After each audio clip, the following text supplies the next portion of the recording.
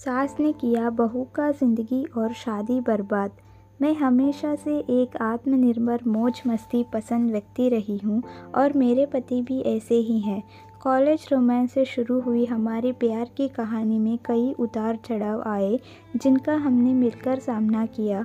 मेरे पति मेहनत व दृढ़ निश्चय वाले शख्स हैं और मैं भी इसी तरह की महत्वाकांक्षी व्यक्तित्व वाली हूँ।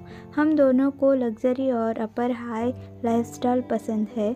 इसे बनाए रखने के लिए हम काफ़ी मेहनत करते हैं। हमारे रिश्ते को जब 5 साल हुए तब हमने शादी करने का फ़ैसला लिया और एक दूसरे के परिवार से मिले। हमारे परिवार के बीच शुरू से ही अच्छा संबंध बना और हमारी शादी पक्की हो गई। मुझे पति की फैमिली का हिस्सा बनकर खुशी थी। मैं एक टिपिकल युवा, उत्साही और खुशनुमा दुल्हन थी जो पार्टी के माहौल के मज़े लेने जानती थी। मैं अपनी शादी के दौरान हर चीज़ में इतनी व्यस्त थी कि मैं कभी कभी अपने सास के चेहरे पर मुझे लेकर आने वाले नापसंदगी के भावों पर ज़्यादा ध्यान ही नहीं दे सकी। हालांकि मुझे बाद में समझ आया कि आखिर ये सब क्या था। मेरी सास संकीर्ण सोच की इंसान है। पहली मुलाकात के दौरान उन्होंने खुद को जिस तरह का दिखाया था, असल में उनका नेचर उससे बिल्कुल अलग है। वह हर चीज़ को लेकर कमेंट करती हैं। मैं और मेरे पति सेकंड और सास ससुर नीचे वाले फ्लोर पर रहते थे।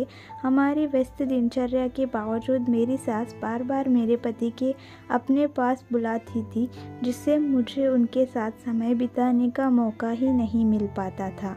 लेकिन इस सब से मेरे पति को कोई परेशानी नहीं थी। पति ने अपना पूरा खाली समय मेरी सास के पास बिताना शुरू कर दिया। मैं उनसे कहती भी थी कि वह मेरे साथ कुछ समय बिताए, लेकिन इस पर वह जवाब देते थे कि इतने साल से वह अपनी माँ पर ध्यान नहीं दे सके और इसलिए अब उनके साथ टाइम स्पेंड करना चाहते हैं। ये सुनने के बाद मेरे पास कुछ कहने को नहीं रह जाता था। मुझे लगता था कि शायद मैं ही गलत हूँ।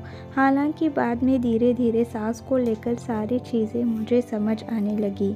उनके चेहरे पर अक्सर मुझे लेकर ऐसे भाव आते थे जो दिखाते थे कि वह मुझे पसंद नहीं करती हैं। मैं अगर कुछ बनाने का प्लान बनाती तो वह मेरी कुकिंग को लेकर ताने मारती थी। घर के कामों में मैं उनकी काफ़ी मदद करती थी। बावजूद इसके वह हमेशा इसकी शिकायत करती थी कि मैं कुछ नहीं करती। इसके कारण अपना पूरा खाली समय मैंने घर के काम में लगाना शुरू कर दिया, लेकिन हालात नहीं बदले। मेरी छोटी छोटी गलतियों पर वह मुझे टोकती और मैंने कुछ गलत न भी किया हो तब भी वह मुझे ही जिम्मेदार ठहराती थी। एक दिन तो उन्होंने मेरे चेहरे पर मुझे सुनाया कि मैं बहू के रूप में किसी काम की नहीं हूँ और बस अपने ऑफिस के काम की परवाह करती हूँ। उस दिन मुझे एहसास हुआ कि मेरी सास ने कभी मुझे पसंद किया ही नहीं। मैं हमेशा से अपनी प्राथमिकता को लेकर साफ थी। ऐसे में वह चाहे तो पहले ही इसे लेकर अपनी राय रख सकती थी। मैं एक पत्नी होने के साथ ही प्रोफेशनल पर्सन भी थी। मेरे पति को भी ये सारी चीज़ें पहले से मालूम थी, तो फिर वह क्यों मेरा साथ नहीं दे रहे थे। अब वह पूरी तरह से बदले हुए इंसान लगते हैं। अपनी माँ के सामने उन्होंने मेरा कभी बचाव नहीं किया, जिससे मुझे उनसे दूरी महसूस होने लगी। इस कारण मेरी सास को और हिम्मत मिली, वह उनके ताने बढ़ते ही चले गए।